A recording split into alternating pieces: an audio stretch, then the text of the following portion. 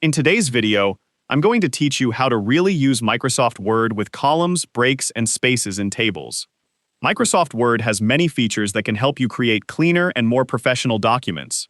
In this tutorial, we'll focus on columns, breaks, and spaces in tables. These features can be especially useful when you're working with documents that need a specific layout. Let's start with columns. Columns allow you to divide text into multiple sections across the page. This is useful for newsletters, articles, brochures, and other documents where you want the text to flow from one column to another. To work with columns, go to the Layout tab in Microsoft Word. Look for the Columns option and select it. From here, you can choose how many columns you want to use. You can select 2 columns, 3 columns, or another available layout depending on how you want your document to look. Once you select a column layout, Word will automatically arrange your text into the selected columns. This can give your document a more organized appearance without having to manually create separate sections. Next, let's look at breaks.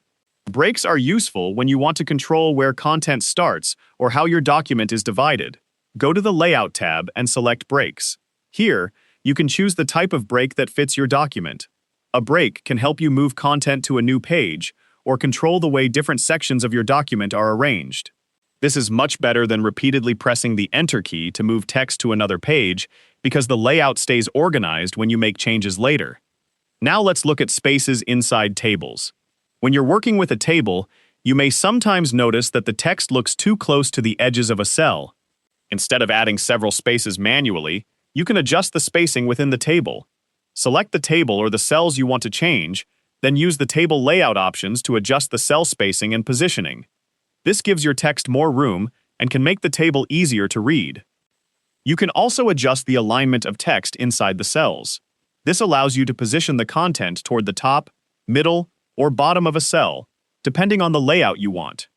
Using columns, breaks, and proper spacing in tables can make a big difference in the overall appearance of your Word documents.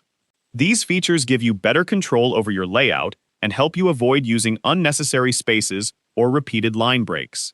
And that's how you can make better use of columns, breaks, and spaces in tables in Microsoft Word. If you found this video helpful, let me know in the comments. Give it a like, subscribe to the channel,